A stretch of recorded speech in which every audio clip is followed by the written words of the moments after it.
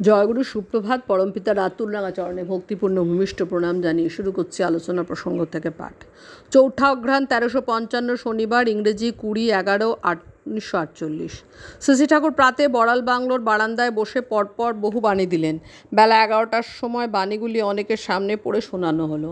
নিরঞ্জনদা বললেন, আর একটু সহজ ভাষায় বললে আমরা বুঝতে পারি। শশী ঠাকুর, সহজও ঢের আছে। আর আখ না চিবালে রস পাবি কী করে? দাঁতে না পারিস শিলে ছেঁচে খা। শালা, ছোলা চাটলে কি হবে? চিবোতে হয়। শুধু চাটতে গেলে জিভ কেটেও যেতে পারে। ভালো করে ধ্যান করে বোঝ, তলিয়ে দেখ কি বলা আছে। প্রফুল্ল একটা লেখা ধীরে ধীরে কয়েকবার পড়ুক। তুই মন দিয়ে শোন, দেখ তো বুঝতে পারিস কি না। পড়া হলো। শয়তানের যখন তার রোল রাজত্ব বিস্তার করে, শাসন চালাতে থাকে, মরণকে সার্থক করতে, নিঃশ্বাসকে নিঃশেষ করতে জীবনের সাম্যতা যাঁরা স্তিমিত চলনেই চলে থাকেন আর মানুষের অন্তরকে অভিষিক্ত করে চলেন, গা ঢাকা দিয়ে আড়ালে তখনও মনে হয় হঠাৎ কোত্থেকে জীবনের আগুন জ্বলে উঠল। নিষ্ঠার সমিধে হোতার ইষ্টমন্ত্রে ঐক্য ও সংহতি প্রক্ষেপে আবার অন্তর আবার স্বর্গ হয়ে ফুটে উঠল। পাপ পুড়তে থাকলো সেই আগুনে। জীবন চলল উচ্চেতনায়, সৎমান্ত্রিক অভিসন্ধে।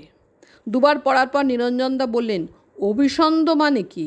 প্রফুল্ল, আধিক্য বা স্ফীতি। নিরঞ্জনদা, আমি এখন মোটামুটি বুঝতে পেরেছি। নিজে নিজে কয়েকবার পড়লে আরও ভালো বুঝতে পারবো। ভেবে ভেবে বারবার পড়লে প্রধান বক্তব্যটা বোধ করা যায়।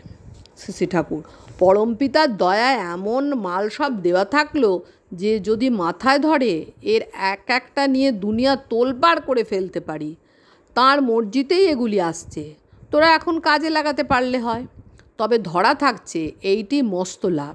আমার সব কিছু কওয়াই বাস্তব অভিজ্ঞতা ও অনুভবের উপর দাঁড়িয়ে। তাই জিনিসগুলি নিজের সাথে বা অবস্থার সাথে মিলিয়ে পড়লেই সহজ বোঝা যায়। শশী ঠাকুর সন্ধ্যার পর বড়াল বাংলোর ঘরে আনন্দঘন ভঙ্গিমায় বসে আছেন। ভক্তবৃন্দ তন্ময় হয়ে তাকে দর্শন করছেন। তিনি মনোজ্ঞ ছন্দে হাত নেড়ে বললেন, আমি যখন বলি বেঁচে থাকো, তার মানে বি মোটেল অর্থাৎ গতিসম্পন্ন, মোটাইল অর্থাৎ গতিসম্পন্ন থাকো, আত্মস্থ থাকো।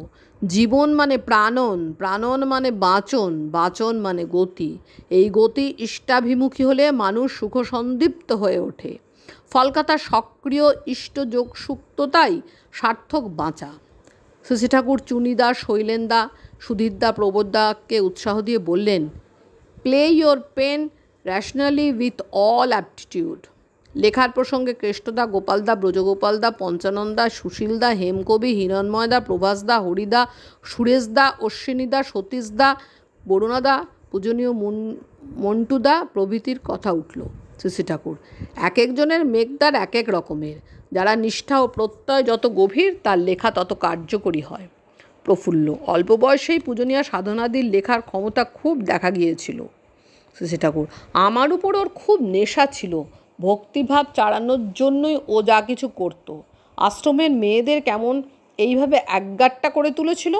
ওর কলমে যেমন জোর ছিল, স্বভাবও ছিল তেমনি মধুর ও সুন্দর। ওর উপর সবারই খুব শ্রদ্ধা ছিল। অকালে চলে গেল। ওর কথা মনে পড়লেই মন খারাপ হয়ে যায়। বলতে বলতে তার চোখে মুখে কণ্ঠস্বরে এক করুণ ভাব ফুটে উঠল। কিছু সময় পরে মায়েদের সঙ্গে রান্না খাওয়ার কথা উঠল। শশী ঠাকুর বললেন, রান্না খাওয়া একঘেয়ে রকমের হওয়া ভালো না। যা জোটে তার মধ্যেই রকমারি করতে হয়। তাতে মাথা খোলে, রান্নার কাজটাও আনন্দদায়ক মনে হয়। খাদ্য যদি বৈচিত্র্যপূর্ণ, স্বাদু, সহজপাচ্য ও স্বাস্থ্যকর হয়, তবে যারা খায় তাদের শরীর মনের পক্ষেও ভালো হয়। বিভিন্ন রসের ক্ষরণে সুপ্ত গুণের বিকাশও সহায়তা করে। পূজনীয় প্রতিভা মা, জলখাবারের ব্যাপারেও একঘেয়ে রকম এসে যায়। শশী ঠাকুর, ওতেও মাথা কাটাতে হয়। আমার মনে হয় মুড়ি, ঢেপের খই, ভুট্টার খই, ভুড়োর খই, কাউনের খই, খই, সরু আদা কুচানো ভাজা মানে সরু করে কুচনো ভাজা, সরু আলু কুচনো ভাজা, সরু কাঁঠালের বিচি কুচনো ভাজা, সরু নারকেলের কুচনো ভাজা, আখরোট বা কাঠবাদাম কুচনো, একটু লঙ্কা গুঁড়ো, একটু সর্ষের গুঁড়ো, একটু দারচিনির গুঁড়ো, অল্প একটু জিরের গুঁড়ো একসঙ্গে মিশিয়ে ভালো তেল অল্প নুন দিয়ে খেতে বেশ লাগে। রানীমা, এত সব জোগাড় করাই তো কঠিন। শশী ঠাকুর, যেসব জিনিস সহজে জোগাড় হয় তাই দিয়েই কত রকম করা যায়, মাথা খাটাতে হয়। মা বাবার যদি স্বস্বক্ষেত্রে গবেষণা বুদ্ধি পাকে তবে ছেলে মেয়েদের মধ্যেও ওই ভাব ঢুকে যায়। জয়গুরু বন্দে পুরুষোত্তমম।